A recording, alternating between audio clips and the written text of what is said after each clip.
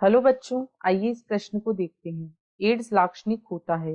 विकल्प ए मारक टी कोशिकाओं की संख्या में कमी से, विकल्प बी सप्रेसर टी कोशिकाओं की संख्या में कमी से, विकल्प सी सहायक टी कोशिकाओं की संख्या में कमी से, या विकल्प डी सहायक टी कोशिकाओं की संख्या में वृद्धि से। इस प्रश्न की जो मुख्य अवधारणा वह है एड्स।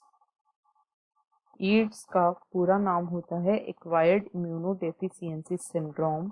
यह एक यौन संक्रमित रोग होता है जो HIV द्वारा फैलता है। यह ह्यूमन इम्यूनोडेफिशिएंसी वायरस द्वारा संक्रामित होने वाला एक रोग होता है।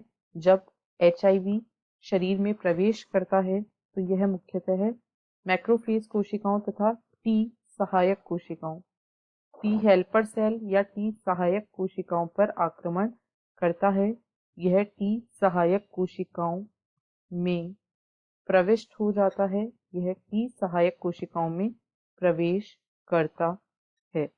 टी सहायक कोशिकाओं में प्रवेश करके वहां पर यह प्रतिकृति करता है।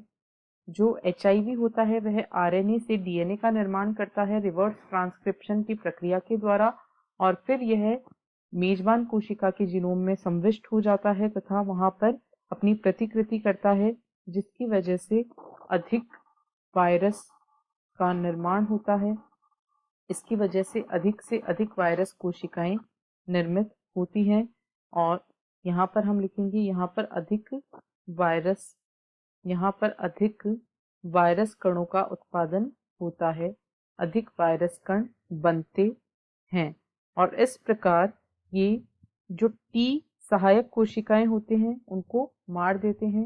ये सहायक टी कोशिकाओं को ये सहायक टी कोशिकाओं को मार देते हैं।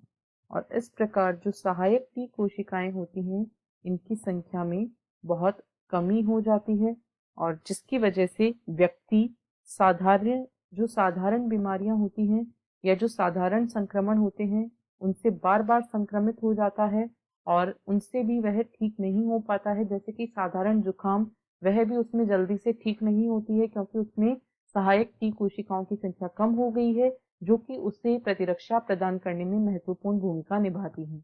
अतः यदि विकल्पों को देखें तो विकल्प ई में कहा गया है मारक टी कोशिकाओं की संख्या में कमी से, ऐसा नहीं होता है। विकल्प बी में कहा गया है सप्रेसर टी कोशिकाओं की कमी से, ऐसा भी एड्स में नहीं होता है। एड्स में मुख्यतः सहायक टी कोशिकाओं की संख्या में कमी होती है। अतः विकल्प सी इस प्रश्न का सही उत्तर है।